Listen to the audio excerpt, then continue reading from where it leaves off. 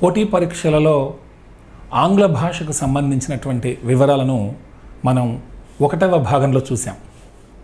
ఇప్పుడు 2వ భాగంలో ఏ అంశాలు ఉంటాయో ఒకసారి గమనిద్దాం. ప్రతి పోటీ పరీక్షలో ఇప్పుడు ఆంగ్లానికి సంబంధించిన ప్రశ్నలు అనివార్యం అయిపోయాయి. గ్రూప్ 2లో ఇంగ్లీష్ని కంపల్సరీగా ఇంట్రడ్యూస్ చేశారు. మనం 1వ భాగంలో ఆంగ్ల భాషకు సంబంధించిన అతి ముఖ్యమైన అంశాలను కొన్నింటిని తెలుసుకున్నాం. ఈ ఎపిసోడ్లో ఉపయుక్తకరంగా ఉండే మరిన్ని అంశాలను చూద్దాం. ప్రతి పోటీ పరీక్షలో కంజంక్షన్స్ అంటే తెలుగులో మనం సముచ్చయాలు అంటాం. వీటికి సంబంధించిన ప్రశ్నలు తప్పనిసరిగా ఉంటాయి.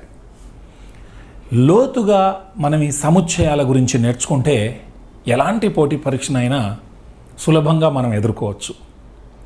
ఇంగ్లీష్లో కంజంక్షన్ అంటాం, మనం తెలుగులో దీన్ని సముచ్చయం అన్నాం. అయితే కంజంక్షన్ అనగానే మనకి గుర్తుకు రావాల్సింది కనెక్షన్. అంటే రెండిటికి మధ్య లింక్, 2 పదాలను కానీ 2 వాక్యాలను కానీ కలిపే పదాన్ని లేదా పదబంధాన్ని మనం సముచ్చయం లేదా కంజంక్షన్ అనొచ్చు. అంటే కనెక్షన్. ఏమవుతుంది కనెక్షన్ లేకుంటే? ఉదాహరణకి మనం షర్టుని తీసుకుంటే షర్ట్కి గుండి బటన్ ఒక కంజంక్షన్, ఒక కనెక్షన్. దాన్ని తీసేస్తే ఏం కాదు, కనెక్షన్ కట్ అవుతుంది అంతే. మనం ఇంగ్లీష్లో అండ్, బట్, సో ఇలాంటి పదాలను చెప్పుకుంటాం. Ravi worked hard and he got the first rank అని ఒక సెంటెన్స్. ఇందులో అండ్ అనేది ఒక కంజంక్షన్. తీసేద్దాం, ఏమవుతుంది? Ravi worked hard he got the first rank అని అవుతుంది. కాకపోతే మధ్యలో కనెక్షన్ కట్ అయింది. అయితే ఎప్పుడైతే వాక్యాలకు పదాలకు మధ్య సరి అయినటువంటి కనెక్షన్స్ని, సముచ్చయాలను మనం వాడతామో భాష వినసొంపుగా చాలా ఆహ్లాదకరంగా ఉంటుంది. అయితే ఈ కంజంక్షన్స్ ఎన్ని రకాలు? వీటిని మనం ఆంగ్లంలో ముఖ్యంగా 3 రకాలుగా విభజించవచ్చు. ఒకటి coordinating conjunctions, 2 subordinating conjunctions, 3 correlative conjunctions. చాలా ఈజీ, ఏదో పేర్లను చూసి మనం ఏమి కంగారు పడక్కర్లేదు. కోఆర్డినేటింగ్ కంజంక్షన్, కోఆర్డినేషన్ అంటేనే సమన్వయపరిచే సముచ్చయాలు. మనందరికీ తెలుసు and, but, so, therefore ఇలాంటివన్నీ కోఆర్డినేటింగ్ కంజంక్షన్స్. అంటే సపోజ్ ఇదొక వాక్యం, ఇదొక వాక్యం, ఈ 2 వాక్యాల మధ్యలో జస్ట్ ఒక కనెక్షన్ లాగా వచ్చి చేరుతుంది. ఇప్పుడు ఉదాహరణకు ఇందాక అనుకున్నట్టుగా అండ్ని తీసుకుందాం. ఈ అండ్ అనేది ఇది చాలా అంటే ఒక అదనపు సమాచారాన్ని, ఒక అడిటివ్ ఎఫెక్ట్ని ఇచ్చే కంజంక్షన్. ఇలా అనుకుందాం, he neglected his studies and he failed in the examination. మరి అంతే కదా, హీ నెగ్లెక్టెడ్ నిర్లక్ష్యం చేశాడు, దానికి అడిషనల్గా ఏమైంది అంటే మరియు అతను ఫెయిల్ అయిపోయాడు. ఎవరైనా నిర్లక్ష్యం చేస్తే ఫెయిల్ అయిపోతారు. అలా కాకుండా he worked hard and he got the first rank. So కష్టపడి పనిచేశాడు, మరి దానికి అడిటివ్గా ఏమైంది? ఫస్ట్ ర్యాంక్ తెచ్చుకున్నాడు. ఇలా కోఆర్డినేషన్ చేస్తుంది ఈ కంజంక్షన్. బట్ అనేది తీసుకుందాం. బట్ అనేది కానీ అంటాం. ఇది ఆపోజిషన్ని తెలియజేసేటటువంటి కంజంక్షన్. ఉదాహరణకు he worked hard but he failed. కష్టపడ్డాడు కానీ ఆపోజిట్ ఏమైంది? కానీ వైఫల్యం చెందాడు. లేకుంటే he neglected his studies but he got the first rank. నిర్లక్ష్యం చేశాడు, నిర్లక్ష్యం చేసేవాడు ఫెయిల్ కావాలి, కానీ ఇతని కేసులో ఏమైంది? మినహాయింపు, ఫస్ట్ ర్యాంక్ వచ్చింది. ఇలా కోఆర్డినేటింగ్ కంజంక్షన్స్ను చెప్పుకోవచ్చు. Next subordinating conjunction. మీరు సింపుల్, కాంపౌండ్, కాంప్లెక్స్ సెంటెన్సెస్ అని విని ఉంటారు. అందులో కాంప్లెక్స్, ఇక్కడ మనకి కాంప్లెక్స్ సెంటెన్స్ను తయారు చేయాలంటే మనకి సబార్డినేటింగ్ కంజంక్షన్స్ కావాలి. అందుకే దీన్ని సబార్డినేషన్ అంటాం. కాంప్లెక్స్ సెంటెన్స్ అంటేనే సబార్డినేటింగ్ కంజంక్షన్ అక్కడ ఉండాలి. అంటే ఒక సెంటెన్స్ పూర్తిగా ఇంకో సెంటెన్స్ పైన ఆధారపడి ఉంటుంది అర్థం పూర్తిగా తెలుసుకోవడానికి. ఇప్పుడు ఉదాహరణకు ఏఎస్ యాజ్ తీసుకుందాం. ఇది ఒక సబార్డినేటింగ్ కంజంక్షన్. ఇలా అనుకుందాం, I cannot go out now as it is raining. అంటే యాజ్ అంటే ఇక్కడ ఆ కారణం వల్ల ప్రస్తుతం వర్షం పడుచున్నందువల్ల నేను బయటికి వెళ్ళలేను. ఇది ఒక కారణం. I cannot go out now as it is raining now. ఈ సెంటెన్స్ను ఇలా కూడా ముందుకు తీసుకురావచ్చు, వెనక్కి ముందుకు. As it is raining now I cannot go out. వర్షము పడుతున్నందువల్ల నేను బయటకు వెళ్ళలేను. సో ఇక్కడ వర్షం పడుతున్నందువల్ల as it is raining now. ఈ సెంటెన్సు పరిపూర్ణంగా లేదు మీనింగ్ విషయంలో, ఇంకో సెంటెన్స్తో లింక్ అయి ఉంది. అందుకే దీన్ని సబార్డినేటింగ్ కంజంక్షన్, సబార్డినేటింగ్ క్లాజ్, ఉపవాక్యం లేదా కాంప్లెక్స్ సెంటెన్స్ అంటాం. ఇలాంటి సబార్డినేటింగ్ కంజంక్షన్స్ ఉన్న ప్రతి సెంటెన్సు కాంప్లెక్స్ సెంటెన్సే. ఇందాక నేర్చుకున్న కోఆర్డినేటింగ్ కంజంక్షన్స్ వస్తే అది కాంపౌండ్ సెంటెన్స్ అవుతుంది. ఒకటే సెంటెన్స్ ఉంటే అది సింపుల్ సెంటెన్స్. సరే, ఇప్పుడు మనం కంజంక్షన్స్ గురించి మాట్లాడుతున్నాం. మరి కోరిలేటివ్ కంజంక్షన్స్, సహా సంబంధము కలిగిన కంజంక్షన్స్, అంటే 2 part conjunctions, 3 part conjunctions, either or, neither nor, not only but also, both and. ఇలా ఒక దగ్గర ఒకటి వచ్చిందంటే ఖచ్చితంగా ఇంకొక వాక్య భాగంలో ఎక్కడో ఒకటి ఇంకొక కంజంక్షన్ రావాలి. ఉదాహరణకు మనం ఐదర్ ఆర్ తీసుకుందాం. Please give him either coffee or tea. ఇదైనా ఇవ్వండి, లేకుంటే అదైనా ఇవ్వండి అని చెప్పడం. లేకుంటే sorry, I take neither coffee nor tea. నేను ఇది తీసుకోను, అది తీసుకోను. నెయిదర్లో నాట్ ఉన్నట్టు, నార్లో నాట్ ఉన్నట్టు. ఇది వద్దు, అది వద్దు, ఇది కాదు, అది కాదు. లేకుంటే నాట్ ఓన్లీ బట్ ఆల్సో, ఇదే కాదు అది కూడా అన్నట్టు. He speaks not only Telugu but also Spanish. Telugu భాషనే కాకుండా స్పానిష్ భాష కూడా అతనికి వచ్చు, అతను మాట్లాడతాడు. ఇలా కోరిలేటివ్ సహసంబంధం ఇది ఉందంటే అది రావాలి. ఇలా ఎవరికైతే కంజంక్షన్స్ మీద పట్టు ఉంటుందో వాళ్ళు ఈ ఎస్సే రైటింగ్లో, లేకుంటే వాక్య నిర్మాణాలను రాయటంలో, లేదా ఇచ్చినటువంటి పారాగ్రాఫ్లని, వ్యాసాలని అర్థం చేసుకోవడంలో వీళ్ళు ముందు వరుసలో ఉంటారు.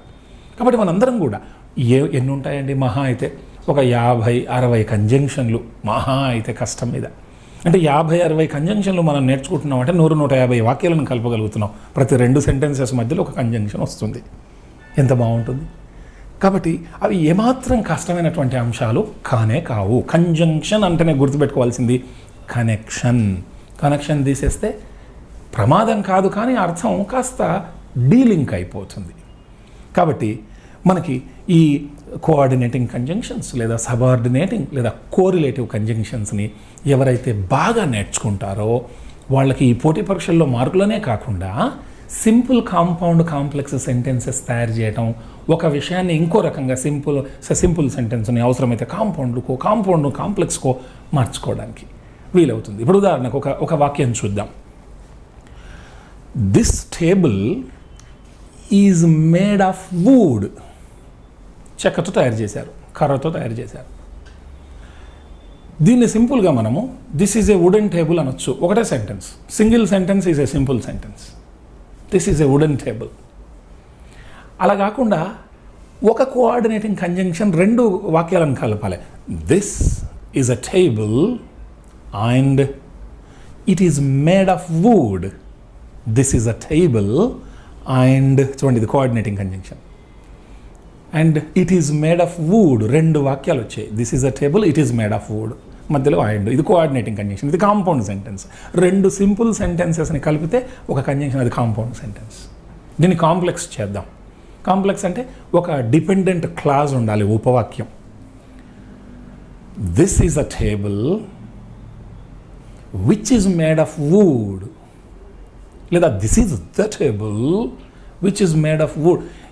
ఏదైతే చెక్కతో కర్రతో తయారు చేయబడిందో ఆ టేబులే ఈ టేబుల్. ఏదైతే తయారు చేయబడిందో, చూసారా, ఇది ఒక డిపెండెంట్ క్లాస్. ఇలా ఒకే విషయాన్ని this is a wooden table, this is a table and it is made of would, this is a table which is made of would. చూసారా, ఒకే విషయాన్ని ఎన్ని రకాలుగా చెప్పొచ్చు. ఎక్కడో బస్ స్టాండ్కి వెళ్ళాలి, బస్ స్టాండ్కి ఒకటే రోడ్డు ఉందంటే తప్పదు, ట్రాఫిక్ జాము, అందరు దాంట్లో వెళ్ళాలి. అదే 4-5 దారులు ఉంటే ఎవరు అనుకూలతను బట్టి వాళ్ళు అక్కడక్కడ ఆయా గమ్యస్థానానికి చేరుకోవచ్చు. భాష కూడా అంతే. ఒక విషయాన్ని ఎన్నో రకాలుగా చెప్పుకోవచ్చు అంటే ఎంత సౌలభ్యం అండి భాష. కాబట్టి భాషను చక్కగా మనకు కోరుకున్న విధానంలో మలుచుకోగలిగే సామర్థ్యాన్ని నేర్చుకోవాలి. అప్పుడే అసలు ఒక భాషని ఆస్వాదించి ఇతర భాషలను నేర్చుకొని జ్ఞాన సముపార్జన, దాంతోపాటు జ్ఞాన వినిమయము. ఇప్పుడున్న విద్యార్థుల్లో మనం యూత్లో బాగా గమనిస్తే అక్విజిషన్ ఆఫ్ నాలెడ్జ్ ఉంది మనకు. చిన్నప్పటి నుంచి జ్ఞానాన్ని విపరీతంగా నింపేస్తున్నాం మెదడులో. కానీ రేపొద్దున ఉద్యోగం వచ్చిన తర్వాత ఆఫీసులో లేకుంటే మన కంపెనీలో, ఆర్గనైజేషన్లో ఆ జ్ఞాన వినిమయం జరగాలి. అప్లికేషన్ ఆఫ్ నాలెడ్జ్ అక్విజిషనే కాదు, టీం వర్క్ చేయాలి, ఇండిపెండెంట్గా పనిచేయాలి, రేపొద్దున ప్రాబ్లమ్ సాల్వింగ్ చేయాలి, లేకుంటే గ్రూప్ టీం వర్క్తో పాటు క్రిటికల్ థింకింగ్ ఉండాలి. ఇవన్నీ రావాలంటే మంచి మంచి నైపుణ్యాలు, సాఫ్ట్ స్కిల్స్ ఉండాలి. సాఫ్ట్ స్కిల్లో ఒక స్కిల్ భాష, లాంగ్వేజ్ కమ్యూనికేషన్ స్కిల్. చూడండి, టాలెంట్ పుట్టుకతో వస్తుంది కానీ స్కిల్ అలా కాదు, ప్రాక్టీస్ చేస్తే వస్తుంది. అందుకే లాంగ్వేజ్ స్కిల్స్ అన్నాం. Listening, speaking, reading, writing. ఈ రైటింగ్లో లేకుంటే స్పీకింగ్లో కంజంక్షన్స్ ఇవన్నీ చాలా ప్రధానమైన భూమిక పోషిస్తాయి. కాబట్టి ఇదేదో పరీక్షల కోసం నా వెంటబడ్డది, ఇదో భూతం లేకుంటే దయ్యం అనుకునే బదులు ఇది నాకు జీవిత కాలం పాటు నా భావ వ్యక్తీకరణను అద్భుతంగా ముందుకు తీసుకెళ్లే ఒక ఆయుధం అని చెప్పేసి భావించండి. మీరు చాలా చాలా ఎంజాయ్ చేస్తారు. ఈ బేసిక్ ఇంగ్లీష్లో పోటీ పరీక్షల్లో అడిగే మరో ప్రధానమైన అంశం వాయిస్. దీన్నే మనం యాక్టివ్ వాయిస్, ప్యాసివ్ వాయిస్ అంటాం.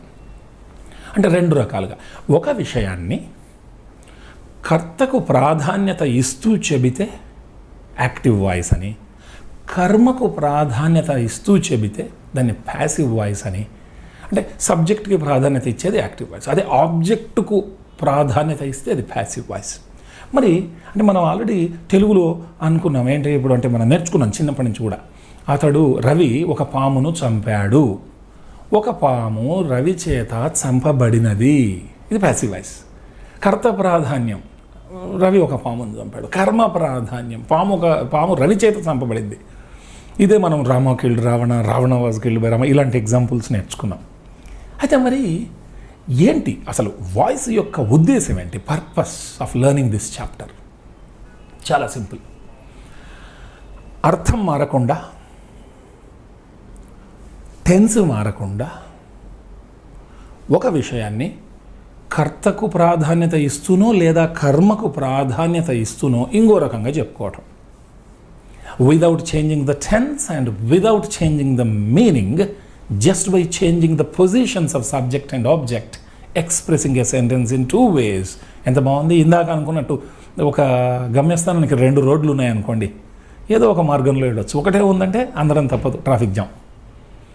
మరి ఇక్కడ యాక్టివ్ వాయిస్, ప్యాసివ్ వాయిస్ పేరులో ఉంది చూడండి. యాక్టివ్ అంటే చురుకైన, ప్యాసివ్ అంటే కాస్త డల్, మందకొడిగా. మరి మందకొడిగా, డల్గా అంటే మరి ప్యాసివ్ వాయిస్ ఎందుకు వాడాలి? వాడకుండా ఉంటే పోలే.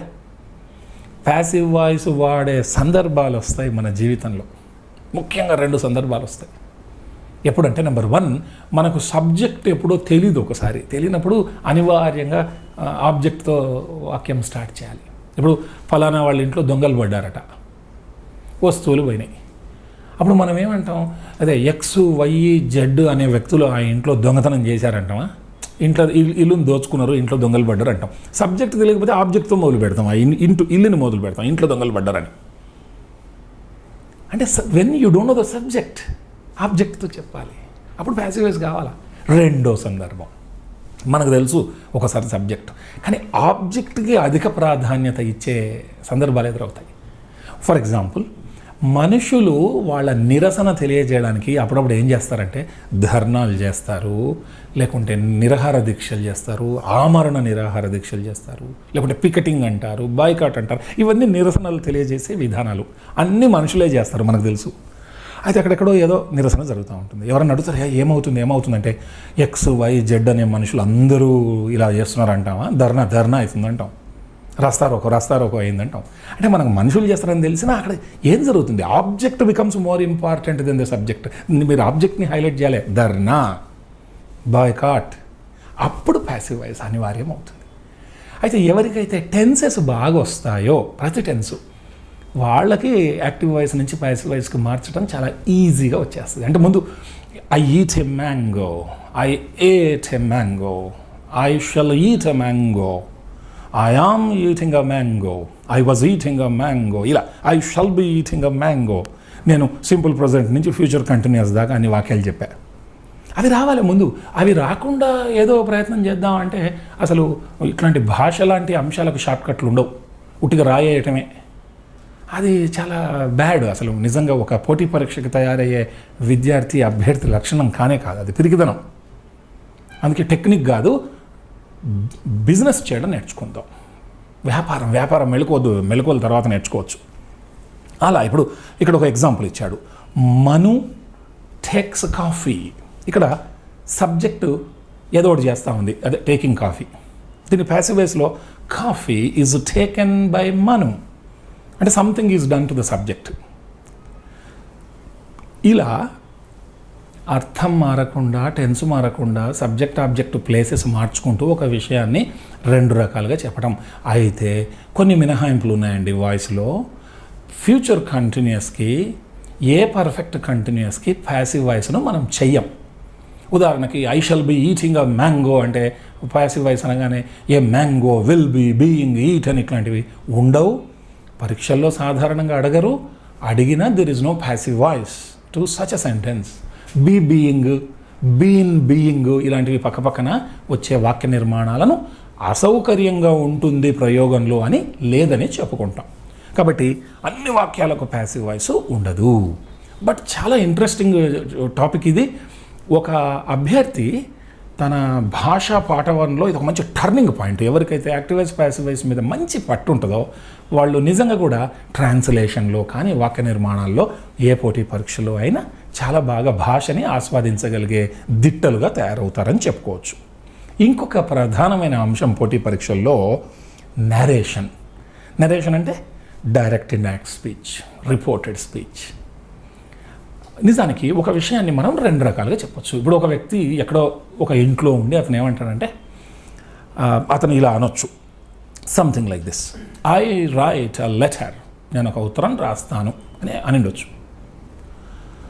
దాన్ని మనం ఇంకొక వ్యక్తితో చెబుతాం, లేకుంటే ఎవరో ఒకరు అడుగుతారు, అతను ఏంటి ఏమంటాడు ఆయన, లేకుంటే ఏమన్నాడు అని అంటే యాజ్ ఇట్ ఈస్గా చెప్పొచ్చు మనం ఆ వాక్యాన్ని, లేదా మన సమ్మరీని మన మాటల్లో చెప్పొచ్చు.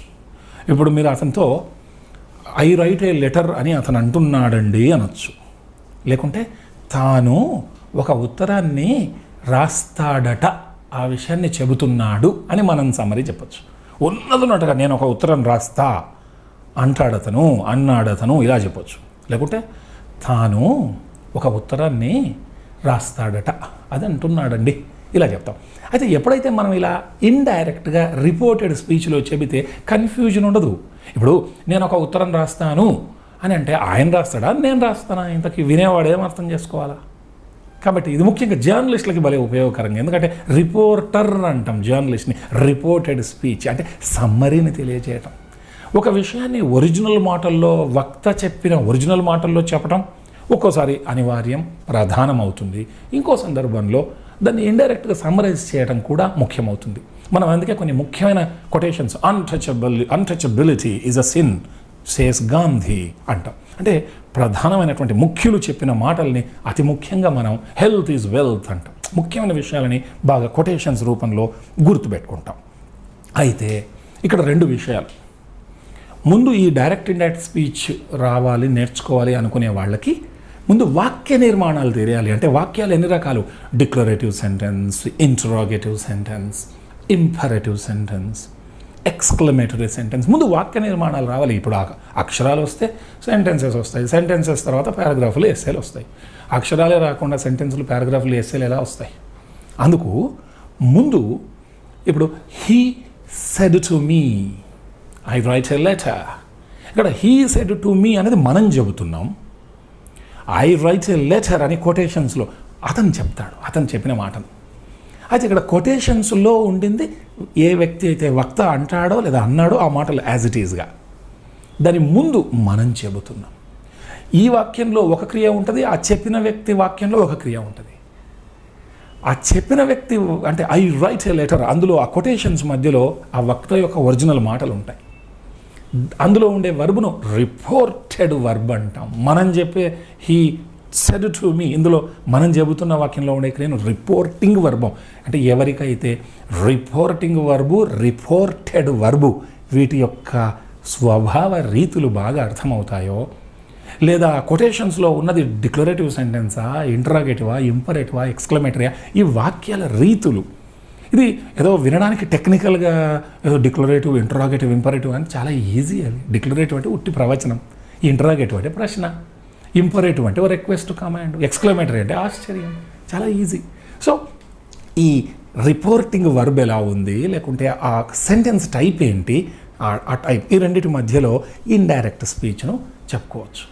చాలా తప్పులు చేస్తాం మనం విద్యార్థులు ఎక్కువగా ఇంటరాగేటివ్ క్వశ్చన్స్ను రిపోర్టెడ్ స్పీచ్లో అన్ని తప్పులుగా, ఇప్పుడు వేర్ ఆర్ యూ గోయింగ్ అని ఎవరో ఒక వ్యక్తి అడుగుతాడు. Ravi side asked me. దాన్ని ఏం చేస్తాం మనం ఇండైరెక్ట్గా, Ravi asked me where I was going అనాలి తప్ప ఈ ఆస్క్డ్ దట్ వేర్ అని రెండు కంజంక్షన్లు పెడతారు. ఒక ఊరలో 2-3 కత్తులు ఈముడవు కదా, కాబట్టి ఒక 2 వాక్యాల మధ్య 2 కంజంక్షన్స్ రాకూడదు. ఇవి చాలా సాధారణంగా చేసే మిస్టేక్స్. ఎవరైతే ఈ అంశాలను అంటే వాక్యాల టైపులు, ఈ వర్బు విధానం, ఇవి ఎలా టెన్సెస్ను బట్టి ఎలా మారుతాయో తెలుసుకుంటే అసలు డైరెక్ట్ ఇండైరెక్ట్ స్పీచ్ అంత ఈజీ థింగ్ లేదు.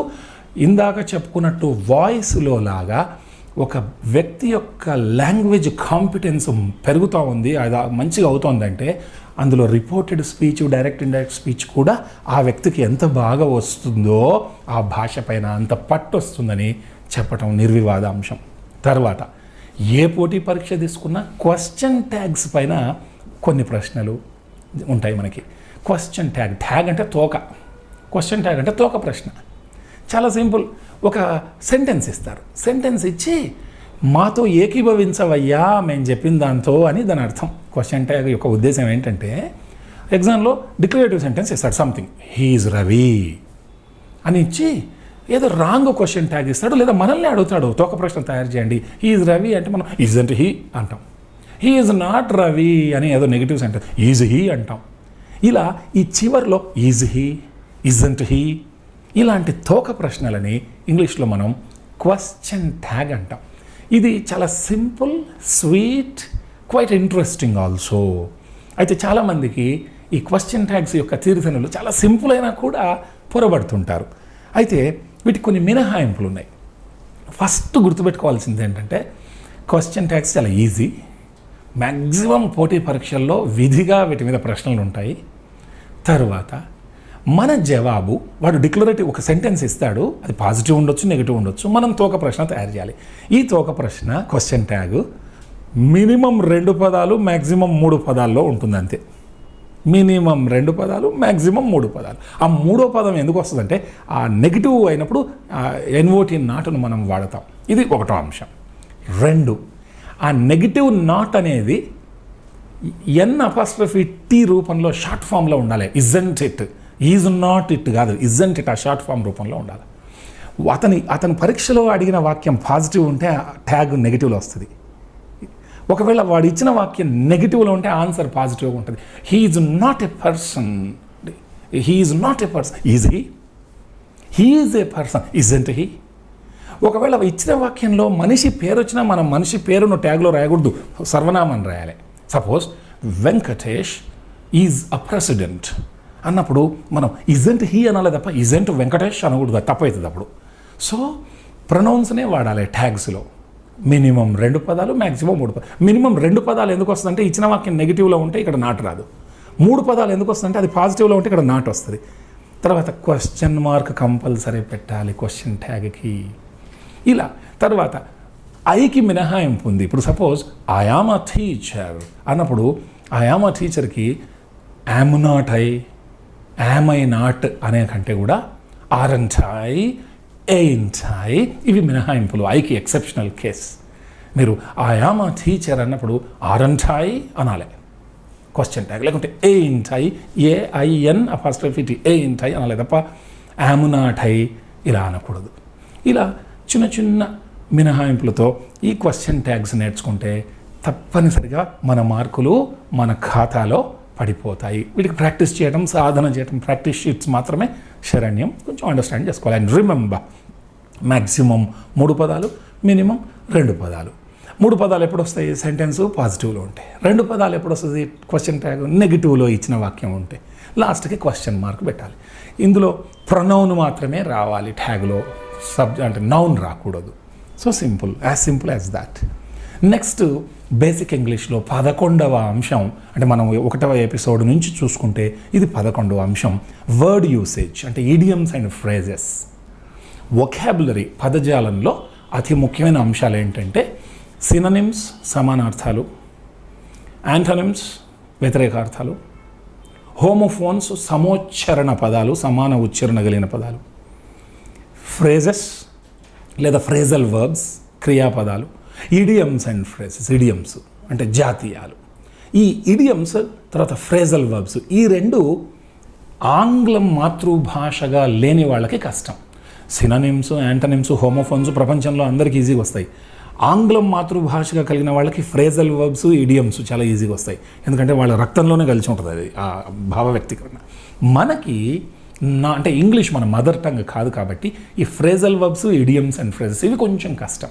అంటే చాలా ఈజీ, కాకపోతే చాలామందికి తెలియదు. ఇప్పుడు మనలో చాలామంది క్రికెట్ ఆడతారు బ్రహ్మాండంగా, రూల్స్ చాలా తెలుసు. అదే రగ్బీ తెలుసా? రగ్బీ ఇక్కడ idioms and phrases phrasal verbs rugby లాగా అదేమి కష్టమైనది కాదు, దాని గురించి తక్కువ మందికి తెలుసు అంతే. రగ్బీ మనం ఆడం, అందుకే రాదు, మనందరం నేర్చుకుని గోల్ఫ్ ఆడం మనం చాలామందిని మన వాతావరణంలో. అది మొదలు పెట్టామంటే అందరికీ అది ఇంపాసిబుల్ గేమ్ కాదు, కొత్త గేమ్ అంతే, ప్రాచుర్యంలో మన దగ్గర లేదు. అలా ఇడియమ్స్ అండ్ ఫ్రేజెస్ దీనికి ఒక మార్గం ఉంది. ఎగ్జామినేషన్ పాయింట్ ఆఫ్ వ్యూలో ముఖ్యమైన ఇడియమ్స్ను లిస్ట్ తయారు చేసుకొని వాటి అర్థాలు తెలుసుకోవటం ఒకటో పద్ధతి. రెండో పద్ధతి ఇడియమ్స్కి సంబంధించి వాటి కథలను తెలుసుకోవాలి. ఆరిజిన్ అంటాం, ఎటిమాలజీ. చాలా సింపుల్. ఇప్పుడు నేను ఎగ్జాంపుల్ చెప్తాను. ఇప్పుడు ఉదాహరణకి కాక్ అండ్ బుల్ స్టోరీ అంటాం మనం. అంటే కట్టుకథలు, కాకమ్మ కథలు చెప్పడం, అబద్ధాలు చెప్పడం అన్నట్టు. దీన్ని don't tell me a cock and bull story అంటాం. కాక్ ఎక్కడొచ్చే, బుల్ ఎక్కడొచ్చే, ఈ స్టోరీ ఏంటి అసలు ఎందుకు? నేను ఒక తమాషా కథ ఉంది చెప్తాను. ఈసప్ అని ఒక గ్రీకు బానిస ఉండేవాడు. అతన్ని జైల్లో వేస్తే అతను జైల్లో ఉండి కథలు రాశాడు. ఈసప్ అనేటటువంటి ఒక గ్రీకు బానిస. అయితే అతను ఏం చేశాడంటే అతను కొన్ని కథలు రాస్తే ఆ కథలలో ఒక కథ ఆ కాక్ అండ్ బుల్ స్టోరీ. అయితే ఏంటంటే అన్ని జంతువులు ఒక దగ్గర మీటింగ్ పెట్టుకొని వాటికి బోర్ కొడితే టైం పాస్ అవ్వట్లేదు, మనం అందరం ఒక్కొక్క కథ చెప్పుకోవాలి, ప్రతి ఒక్కరు ఒక కథ చెప్పాలి, మనం కనుక అంత్యాక్షరి ఆడినట్టు అనగానే అన్నీ చెప్తాయి. అయితే ఆ కథలలో కాక్ కోడిపుంజు, బుల్ ఎద్దు ప్రధాన భూమిక పోషిస్తాయి ఒక కథలో. అవి ఆ కథలు చాలా ఇంపార్టెంట్ అవుతాయి ఆ జంతువుల మధ్య, అందుకే వాటిని కాక్ అండ్ బుల్ స్టోరీ అంటాం. అయితే రాను రాను చరిత్రలో అసలు ఈసప్ అనే వ్యక్తి అసలు జీవించాడా, నిజంగా ఆ మనిషి ఉన్నాడా, బతికాడా, అసలు లేనే లేడు, ఆధారాలే లేవు ఎక్కడ. అందుకు చాలామంది ఏమంటారంటే అసలు ఈసప్ అనే రచయిత ఉనికికే అదే ప్రశ్నార్థకం అయినప్పుడు ఆయన రచనలు చేయటం ఏంటి, ఆయన రచనల్లో జంతువులు ఉండటం, ఆ జంతువుల పైనుంచి మాట్లాడితే మళ్ళీ దాంట్లో కాకు బుల్లు కథ చెప్పటం. ముందు ఆయన ఉన్నాడని తెలుసండి, ఆ తర్వాత నమ్ముతామని. అది రాను ఏమైందంటే కట్టు కథలు చెప్పటం. అసలు నిజానికి ఈసప్ రాసిందే ఫేబుల్ అంటేనే కల్పిత కథ. సో కట్టు కథలు చెప్పొద్దు, మనం తెలుగులో నాకు కాకమ్మ కథలు చెప్పొద్దు అంటాం. ఇదే. సో ఎట్లా అంటే ఇప్పుడు ఎందుకు లేటుగా వచ్చావు అంటే ఏదో చెప్తే don't tell me a cock and bull story, tell me the reality and fact అంటే నాకు కాకమ్మ కథలు చెప్పాకు, ఉన్న విషయం చెప్పు అని. సో సరే, ఇలాంటి కథ తెలుసుకోవటం వల్ల ఇంకా మీరు జీవితకాలంలో ఆ కాక్ అండ్ బుల్ స్టోరీ అంటే ఇట్ ఈస్ ఓన్లీ ఏ లై అని మీరు ఈజీగా గుర్తుపెట్టుకుంటారు. మనకి బాయ్కాట్ అంటాం, ఇది కూడా ఒక ఇడియోమాటిక్ ఎక్స్ప్రెషనే.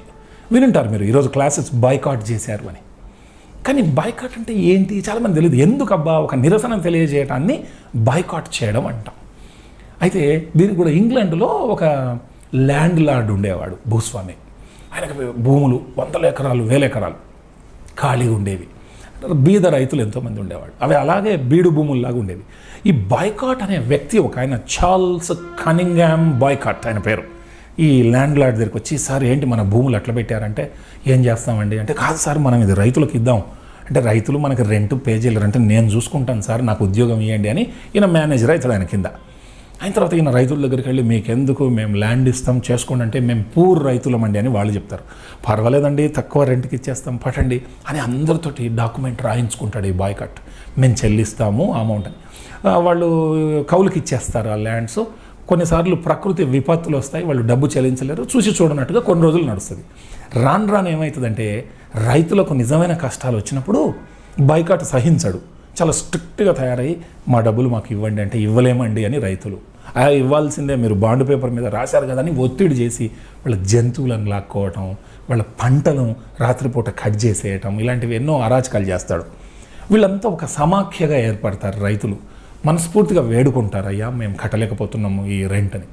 కాదు ఖచ్చితం అంటాడు బాయ్కాట్. ఇంకా వీళ్ళు విధి లేక ఏం చేయాలో తోచక అందరూ కలిసి బాయ్కాట్ని ఎత్తుకొని ఊరి బయటికి తీసుకెళ్ళి ఇసిరి పడేస్తారు. అలా విసిరేసి నీ దిక్కున చోట చెప్పుకో, మేము అసలు కట్టలేం పో.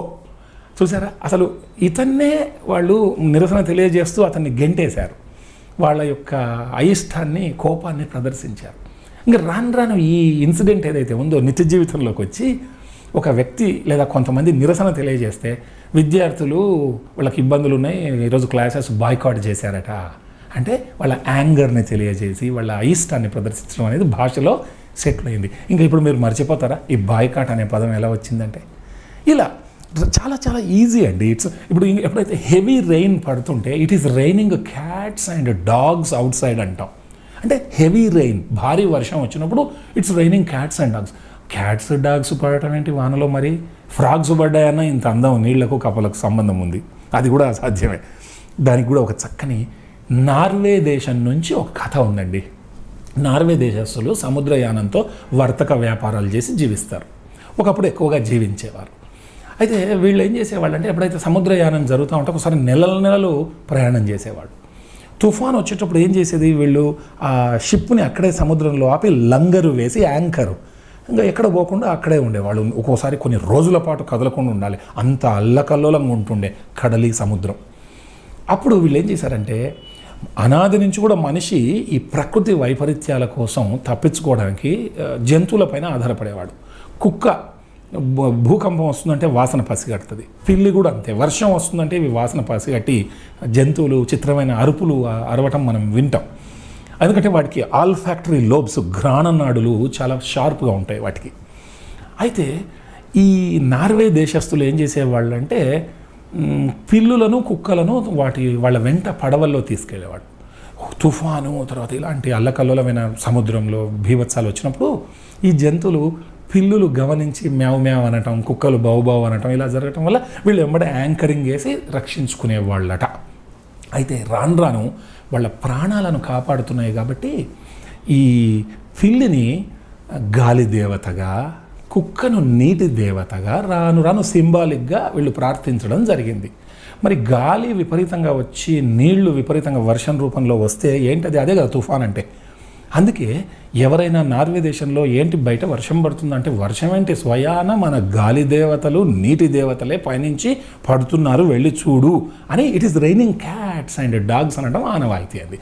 అది స్ప్రెడ్ అయిపోయి ప్రపంచవ్యాప్తంగా ఈరోజు భాషలో సెటిల్ అయిపోయి ఇడియోమాటిక్, జాతీయంగా.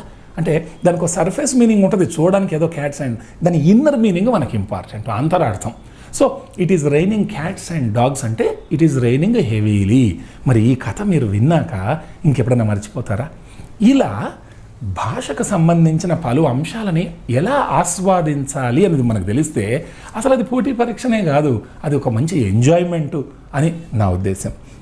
కాబట్టి మీరు ఆ దిశలో కొన్ని ముఖ్యమైనటువంటి జాతీయాలను తెలుసుకోండి, వాటి కథలను తెలుసుకోండి. మంచి పుస్తకాలు ఉన్నాయి మార్కెట్లో ఈ స్టోరీస్కి సంబంధించి, ఇడియోమాటిక్ డిక్షనరీస్ ఉన్నవి. నెక్స్ట్ అంశం సినోనిమ్స్ అండ్ యాంటోనిమ్స్. ఇది 12వ అంశం. ఇందాక మనం అనుకున్నాం వొకాబ్యులరీలో ముఖ్యమైన అంశాలు ఉంటాయి, synonyms, antonyms, homophones, phrasal verbs and idioms అయి. సినోనిమ్స్, యాంటోనిమ్స్ ఎంత ఈజీ అండి. అంటే భాషావేత్తలు చెప్తారు ఏంటంటే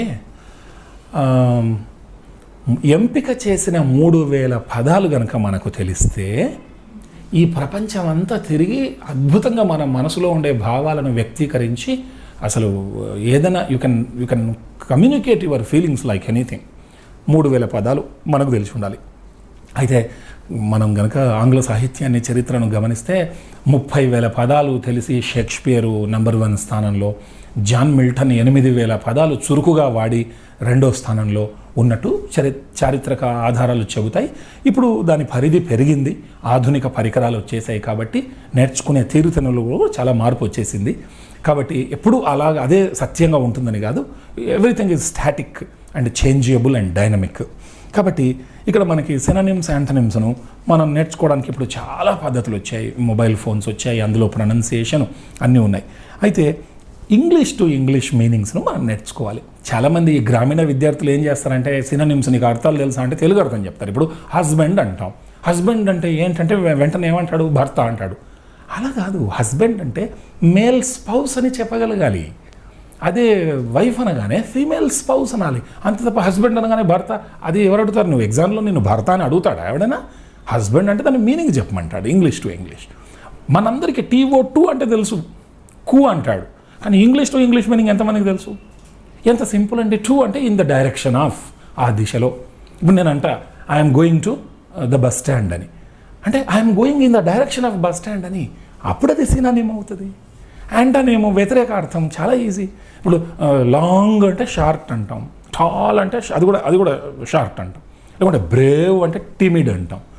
అయితే వాటికి వ్యతిరేకమైన పదం ఉంటుంది, ఒకసారి దొరకదు. ఇప్పుడు మనం బ్లాక్ అంటాం, బ్లాక్ అంటే ఆపోజిట్ ఏంటి? వెంటనే వైట్ అంటారు. బ్లాక్ ఒక రంగు, వైట్ ఒక రంగు, మరి గ్రీన్ ఎందుకు కాదు, ఆరెంజ్ ఎందుకు కాదు అంటే ఒకసారి మనం బ్లాక్ అంటే చీకటికి సంకేతం, వెలుతురు అనేది వైట్లో ఉంటుంది కాబట్టి అది వైట్ అనేది బ్రైట్, దానికి సంకేతం అని బ్లాక్ వైట్ అంటాం.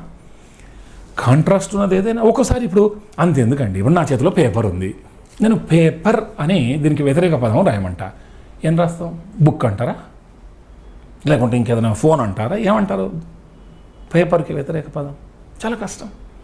సింపుల్, చాలా కష్టమేం కాదు, అలా భావిస్తాం అంతే. దాని ముందు NOT నాట్ పెట్టేస్తే చాలు, నాట్ తర్వాత దాని ఆర్టికల్. పేపర్ అంటే నాట్ ఏ పేపర్ అనాలి, చైర్ అంటాను నేను, నాట్ ఏ చైర్ అనాలి, అదే ఆపోజిట్ అవుతుంది అంతే. ఒక్కోసారి కానిది అంతే, అతడు కాని వాడు ఎవడైనా అది ఆపోజిటే. సో అలాంటివి కూడా అడగొచ్చు. సో సినోనిమ్స్ అండ్ యాంటనిమ్స్ ఇందాక మనము 1వ ఎపిసోడ్లో అనుకున్నాం, మనందరం చిత్రకారులం, మన చేతిలో ఉండే రంగుల లాంటివి పదాలు. ఎక్కువ రంగులు ఉంటే బొమ్మను ఎక్కువ కలర్ఫుల్గా తయారు చేయొచ్చు. ఒకటే రంగు, కొన్ని రంగులే ఉన్నాయంటే అడ్జస్ట్ కావడం తప్పదు. అడ్జస్ట్ కమ్మని ఎవరు అడిగారు? ఆకాశమే హద్దు, will go beyond the sky. తర్వాత 13వ అంశం, ఇక్కడ వన్ వర్డ్ సబ్స్టిట్యూట్స్ అని చెప్పేసి, ఇది ఇంకొక ప్రధానమైనటువంటి అంశం. వన్ వర్డ్ సబ్స్టిట్యూట్స్, అసలు వన్ వర్డ్ సబ్స్టిట్యూట్స్ ఎంత స్వీట్గా, ఎంత ఇంపార్టెంట్, ఎంత ఉపయుక్తంగా ఉంటాయంటే, ఇప్పుడు నాస్తికుడు అంటాను తెలుగులో, నా అస్తి. సంస్కృతంలో అస్తి అంటే ఉన్నది, నా అంటే లేదు, అంటే దేవుడు లేడు అని ఎవరైతే నాస్తికుడు అంటాం, అట్లాంటి వ్యక్తిని మనము ఎథియిస్ట్ అంటాం. అథియిజం అంటే disbelief in the existence of God. అయితే ఇక్కడ a person who does not believe in the existence of God, a person who does not believe in the existence of God, అతన్ని ఎథియస్ట్ అంటాం మనం. అదే నమ్మేవాడైతే థియస్ట్ అంటాం, థిజం, బిలీఫ్. సో మనకి ఎప్పుడైతే హూ ఈజ్ అన్ అథియస్ట్ అనగానే he is a person who does not believe in the existence of God. ఇంత పొడవైనటువంటి వాక్య నిర్మాణం, దాని వన్ వర్డ్ సబ్స్టిట్యూట్స్, ఆ అర్థాన్ని ఒక్క పదంతో చెప్పేస్తాం. ఇంకోటి తీసుకుందాం మనం, ఇప్పుడు ఎవరిదైనా హ్యాండ్ రైటింగ్ తీసుకుందాం, అది చదవడానికి సులభంగా లేదనుకోండి. So it's a hand writing which cannot be easily read. అప్పుడు మనం ఏమంటాం? ఇల్లెజిబుల్, లెజిబుల్గా లేదు, that can't be read easily. Illegible hand writing మంచిది కాదు, అందంగా చక్కగా రాయగలగాలి. అలా లేదనుకుంటే మనము యాంబిడెక్స్ట్రస్ అంటాం. యాంబి అంటే 2, డెక్స్టెరిటీ అంటే చాతుర్యం. మనం అర్జునుడిని మహాభారత కథల్లో, పురాణాల్లో సవ్యసాచి అంటాం. యాంబి అంటే a person who can use his left hand as well as his right with equal potential. అంటే 2 చేతులను ఈక్వల్ శక్తి సామర్థ్యాలతో వాడటం, దాన్ని యాంబిడెక్స్ట్రస్ అంటాం. Arjuna is an ambidextrous. అలా లేదనుకుంటే కప్పను తీసుకుందాం మనం, ఉభయచరము అంటాం. It is an amphibian. ఏంటి యాంఫిబియన్ అంటే? Amphibian is a living creature. It's a creature that can live both on land and in water. అది. సో ఎక్కడైతే మనకి లెందీ ఇన్ఫర్మేషన్ ఇచ్చి దాన్ని సింపుల్గా ఒక వర్డ్లో రాయండి అంటే యాంఫిబియన్ అని చెప్పేసి ఇక్కడ రాయొచ్చు. ఇలా వన్ వర్డ్ సబ్స్టిట్యూట్స్ మనకు తెలిస్తే, మనకి ఇంగ్లీష్లో ప్రెసీ రైటింగ్ అని ఒకటి వస్తుంది. చాలామంది తెలియక దాన్ని ప్రెస్సే రైటింగ్, ప్రెసిస్ రైటింగ్ అంటారు. అది రాంగ్. ప్రైసీ అంటే సంక్షిప్తంగా, బ్రీఫ్గా. మనకి ఏదో కొంత లెంత్ ఆఫ్ సమాచారం ఇస్తారు, దాన్ని అందులో 1/3 దాన్ని కుదించి సంక్షిప్తంగా క్లుప్తంగా రాయాలి. అలా రాయడానికి మనకున్న ఏకైక మార్గం ఏంటి? ఈ వన్ వర్డ్ సబ్స్టిట్యూట్స్ ఎవరికైతే ఎక్కువగా తెలుస్తాయో వాళ్ళు లెంది విషయాన్ని while walking I saw a living creature that can live both on land and in water అంటే while walking I saw a frog అంటే అయిపోయాయి, అండ్ యాంఫీబియన్ అంటే అయిపోయాయి. ఎంత సింపుల్గా అయిపోయింది చూడండి. ఇలా చిన్న విషయాన్ని లెందీగా రాస్తే దాన్ని ఎక్స్పాన్షన్ అంటాం. ఎక్స్పాండెడ్ విషయాన్ని స్వీట్గా షార్ట్గా రాస్తే దాన్ని ప్రైసీ రైటింగ్ అంటాం. ఇలా వన్ వర్డ్ సబ్స్టిట్యూట్స్ ఎవరికైతే వస్తాయో లెందీ ఇన్ఫర్మేషన్ని ప్రైసీగా రాయగలిగి, పైగా అది ఎలాగొచ్చు కాబట్టి షార్ట్ విషయాన్ని ఎక్స్పాండ్ చేసి రాయగలిగే సామర్థ్యం వస్తుంది. మరి రామాయణాన్ని కట్టే కొట్టే తెచ్చే అని చెప్పొచ్చు, ఎన్నెన్నో ఎపిసోడ్స్ రూపంలో మనము సీరియల్లా కూడా చెప్పొచ్చు. అది భాష యొక్క నిపుణత. ఇప్పుడు మనం ఒకప్పుడు టెలిగ్రామ్స్ ఇచ్చేవాళ్ళం, అంటే షార్ట్గా విషయాన్ని ఒక్కొక్క వర్డ్కి ఛార్జ్ చేసేవాళ్ళు. మనం బ్రీఫ్గా చెప్పగలుగుతున్నామంటే ఏంటి? మనకి భాష మీద పట్టున్నప్పుడు విషయాన్ని చాలా సింపుల్గా చెప్పగలుగుతాం, ఎఫెక్టివ్గా చెప్పగలుగుతాం. అందుకే నిపుణులు అంటారు భాషకు సంబంధించి you should know what exactly kiss is అని. KISS, కిస్ అంటే keep it simple and short, లేకుంటే keep it simple and sweet. అది ఎప్పుడు వస్తుంది? లెందీ విషయాన్ని షార్ట్గా, షార్ట్ విషయాన్ని లెందీగా చేయగలిగే సామర్థ్యం అది వొకాబులరీ మీద ఆధారపడి ఉంటుంది. అందుకే వన్ వర్డ్ సబ్స్టిట్యూట్స్ మహా అయితే 400-500 ఉంటాయి ఆల్ఫబెటికల్ ఆర్డర్లో. ఏ పోటీ పరీక్షల పుస్తకం తీసుకుని అందులో నేర్చుకోవచ్చు. కాకపోతే కాస్త ప్రామాణికమైన పుస్తకం తీసుకుంటే అందులో స్పెల్లింగ్ మిస్టేక్స్ లేకుండా, దోషాలు లేకుండా ఉంటాయి, బ్రహ్మాండంగా ఉంటుంది. ఇది ఒక ప్రధానం. ఇవన్నీ విక్రమ్ బేతాళ్ కథల్లాగా మన వెంట పడుతూనే ఉంటాయి అందుకోసం వ్యాపారం మెళకువలు నేర్చుకోకుండా వ్యాపారాన్ని నేర్చుకోవాలి మనం. అందుకే భాష చాలా చాలా సింపుల్ విషయం, at the same time neglect చేసే వాళ్ళకి అది సీరియస్ విషయం. అది కూడా అంత సింపుల్ అనుకుంటే ప్రతి ఒక్కరు ఒక కవి, ఒక రచయిత, ఓ నోబెల్ గ్రహీత కావాలి. కానీ అట్లని చెప్పేసి అదేం పెద్ద కష్టసాధ్యం కాదు, అది విపరీతంగా. ఇప్పుడు హెలెన్ కెల్లర్ అంటారు, ఏమంటారు? You can do anything and everything provided you stick to it for a long time అన్నారు వారు. ఆమె కళ్ళు కనపడవు, ఆమె మాటలు వినపడవు, మాటలు రావు, చెవులు వినపడవు.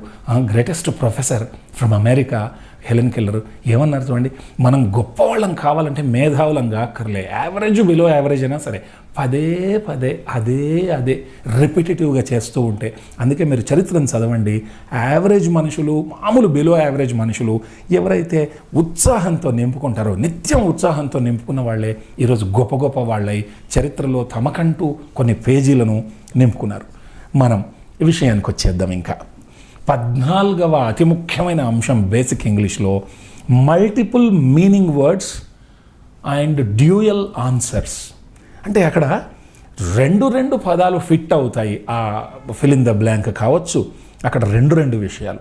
సో ఏవైనా 2 విషయాలు దాంట్లో సెట్ అవుతాయి కాబట్టి అవి ఏవి అని చెప్పేసి మనల్ని ప్రశ్నిస్తారు. వీటిని మల్టిపుల్ మీనింగ్ వర్డ్స్ అన్నారు.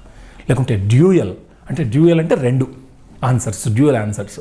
ఇక్కడ ఒక ఎగ్జాంపుల్ ఉంది, చూద్దాం. ఇది ఏంటంటే ఒక వైద్య అంశానికి సంబంధించిన ఉదాహరణ. Out of the 6.5 million abortions, dash in 2010, 68% were performed by an unqualified person or in unsafe environment. అంటే 2010లో జరిగిన 6.5 మిలియన్ల గర్భస్రావాలలో దాదాపు 68% అర్హత లేనటువంటి వాళ్ళు చేశారు, లేదా చాలా ప్రమాదకరమైనటువంటి వాతావరణంలో ఇలాంటి గర్భస్రావాలు చేశారు అనేది ఇక్కడ ఎగ్జాంపుల్. సో ఇక్కడ ఏమంటున్నాడంటే out of the 6.5 million abortions dash in 2010, అంటే ఏవైతే జరిగాయో 2010లో, అక్కడ జరిగాయి అనేది రైట్ వర్డ్స్ 2 చూడాలి. 68% వర్ పర్ఫార్మ్డ్ అంటే మనకి ఇక్కడ తెలుస్తుంది ఆల్రెడీ పర్ఫామ్ అనేది అక్కడ రైట్ వర్డ్ అని వాడు క్వశ్చన్లోనే ఇస్తున్నాడు. మనకి ఏమేమి మల్టిపుల్ చాయిస్ ఇచ్చాడు చూద్దాం. Recorded, registered, counted, performed, conducted.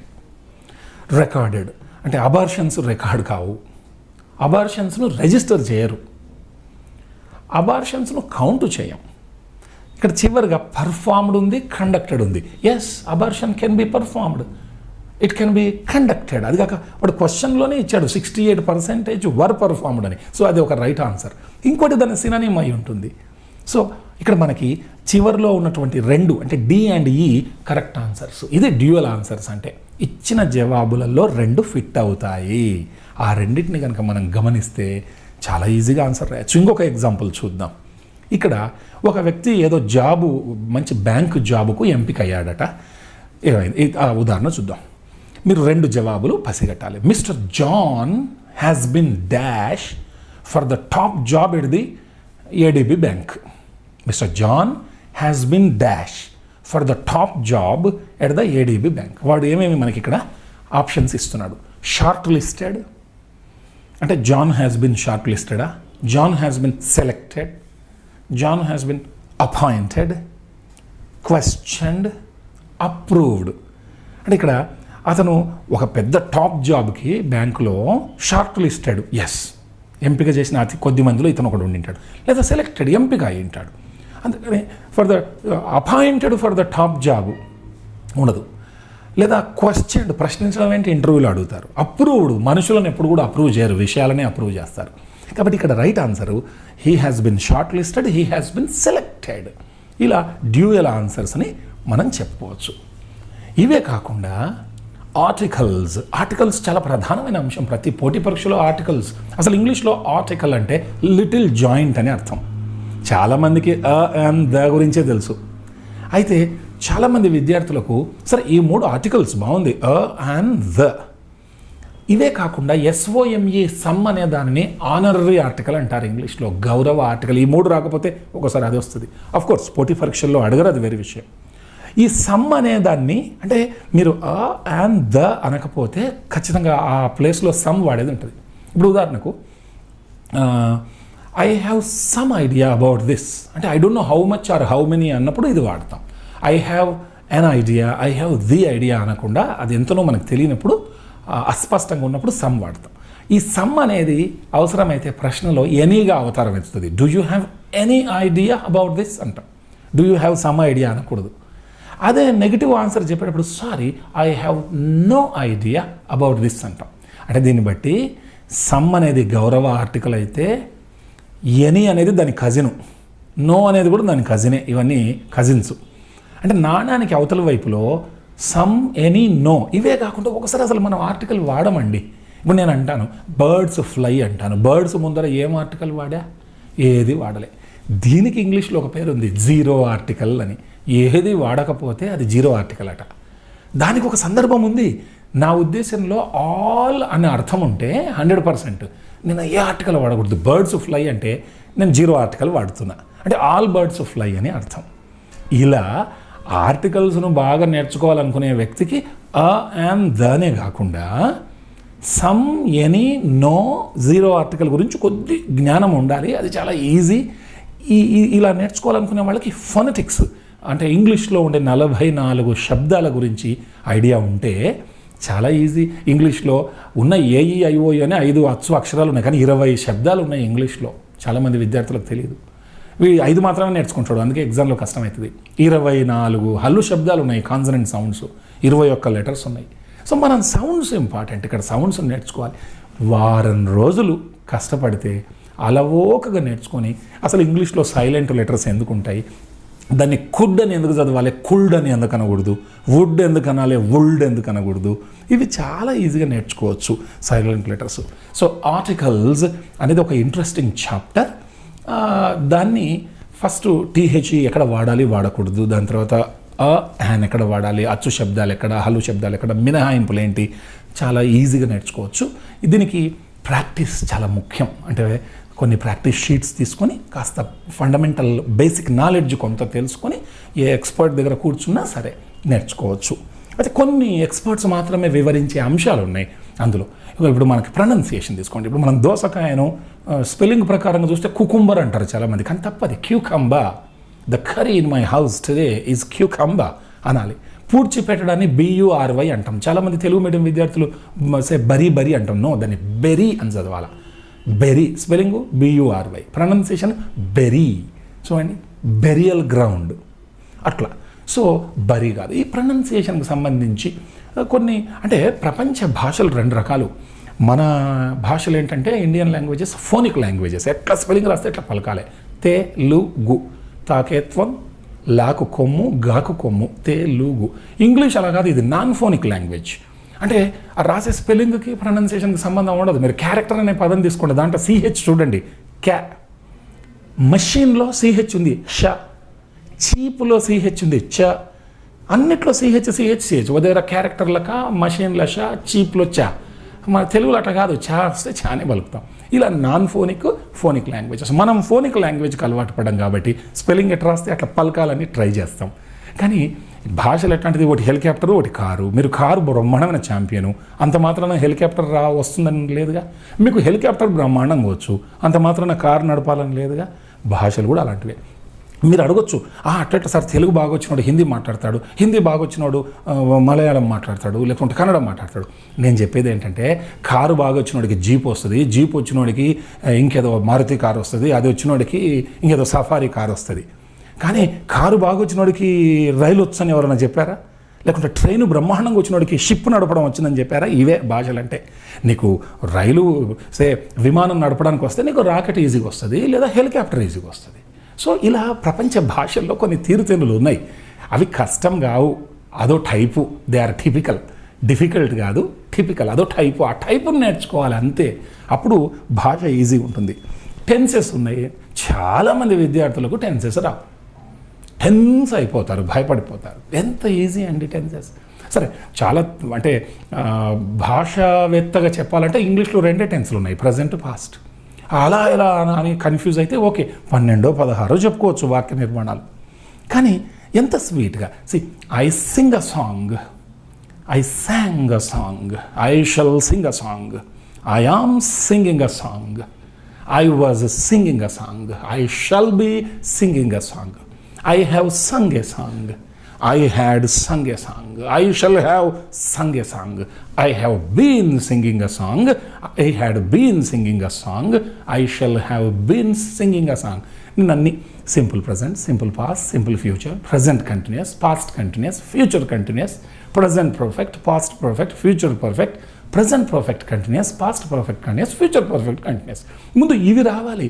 మన విద్యార్థులు చాలా ప్రతిభావంతులు, కాకపోతే ఫండమెంటల్స్ సరిగ్గా రాకుండా ఏదో చేస్తానంటే, నువ్వు జిఎస్లో బ్రహ్మాండంగా ఉండొచ్చు, కరెంట్ అఫైర్స్లో బ్రహ్మాండంగా ఉండొచ్చు, నీకు ఎకానమీలో అద్భుతమైన అంశాలు నీకు తెలిసి ఉండొచ్చు, చరిత్ర మొత్తం నీ ఫింగర్ టిప్స్లో ఉంది. కానీ ఇంగ్లీష్ బాగా రావాలంటే అవి రావాలి. వాకింగ్ చేసేవాడికి వాకింగే వస్తుంది, వంట రాదు. కుకింగ్ చేసేవాడికి వంట వస్తుంది, స్పీకింగ్ రాదు. స్పీకింగ్ రావాలంటే నోరు తెరవాలి. ఇంగ్లీష్ రావాలంటే ఇంగ్లీష్ ప్రాక్టీస్ చేయాలి. LSRW, listening, speaking, reading, writing. పదే పదే అదే అదే. ఇలా పార్ట్స్ ఆఫ్ స్పీచ్, భాషా భాగాల మీద దృష్టి పెట్టాలి. నేను ఇందాక ఒకసారి లాస్ట్ ఎపిసోడ్లో ఒకటి చెప్పా, the English errors of Indian students అని స్మిత్ పియర్స్ అనే రచయిత రాశాడు. ఆక్స్ఫర్డ్ యూనివర్సిటీ ప్రెస్ వాళ్ళది, ఎక్కడైనా దొరుకుతుంది. ఇందులో భారతీయ విద్యార్థులు చేసే తప్పుల గురించి చిన్న బుక్లెట్లో ఇచ్చారు. అది తర్వాత మంచి ఆక్స్ఫర్డ్ అడ్వాన్స్డ్ లెర్నర్స్ డిక్షనరీ దగ్గర పెట్టుకోవాలి. అందులో మంచి వొకాబులరీ ఉంటుంది, ప్రొనౌన్సియేషన్ ఉంటుంది. దాంతోపాటు వీలైతే రోజెట్స్, థెసారస్, ఆపోజిట్ పదాలకి, తర్వాత సినానిమ్స్కి థెసారస్ చాలా బాగా ఉపయోగపడుతుంది. తర్వాత అలా అని మొత్తం స్టాండర్డ్ బుక్స్ అని చెప్పను, ఇంగ్లీష్ టు తెలుగు మంచి శంకరనారాయణ నిఘంటు కూడా చాలా ఉపయోగపడుతుంది. కేవలం ఇంగ్లీష్ టు తెలుగే కాదు, తెలుగు టు ఇంగ్లీష్ కూడా మీకు శంకరనారాయణ నిఘంటు ఉపయోగపడుతుంది. ఇలా కొన్ని మంచి గ్రంథాలను, ఉపయుక్త గ్రంథాలను, కరాలు, పరికరాలు ఈ 2 దగ్గర పెట్టుకొని, లిమిటెడ్ క్వాలిటీ మెటీరియల్ని దగ్గర పెట్టుకొని, వాటిని రిపిటేటివ్గా రివైజ్ చేస్తూ, ఎంత సమయం ఉంది, నేను ఎంత టైం కేటాయిస్తున్నా, ఎన్ని ప్రశ్నలు అడుగుతున్నారు, ఏ ఏ ప్రశ్నలకి సమతూకంగా ఎంతెంత టైం అలొకేషన్ చేసుకోవచ్చు. చాలా సింపుల్ అండి. హాయిగా భోంచేయాలి, మంచి రెస్ట్ తీసుకోవాలి, వండర్ఫుల్గా ఆస్వాదించాలి చదువుని, మిత్రులతో ఇంతసేపు డిస్కషన్స్ చేయాలి, వార్తాపత్రికల పైన ఒక కన్నేసి సమకాలీన వర్తమాన అంశాలను అబ్జర్వ్ చేస్తూ ఉండాలి. మీరే ఒక మేధావి, మీరే ఒక గొప్ప విజేత. That's all. కాబట్టి ఈ స్ఫూర్తిదాయకమైనటువంటి అంశాలను అయితే ఒకటి గుర్తుపెట్టుకోండి, ఈ ప్రపంచంలో ఎవ్వరూ పర్ఫెక్ట్ కాదు, ఎవరికి పర్ఫెక్షన్ లేదు. ఎక్సలెన్స్ ఉంది. ఉన్న స్థితి నుంచి ఉన్నత స్థితి. మీతోనే మీరు పోటీ పడాలి, ఎవరితో పడద్దు. నిన్న మీరు ఎలా ఉన్నారు, ఈరోజు ఎలా ఉన్నారు. ఇంకొక కొత్త విషయం నేర్చుకోవటం. మీతో మీరు పోటీ, ఎవరితోనో పోటీ పెట్టుకుంటే ఆ వ్యక్తి కంటే ముందు ఉంటాం.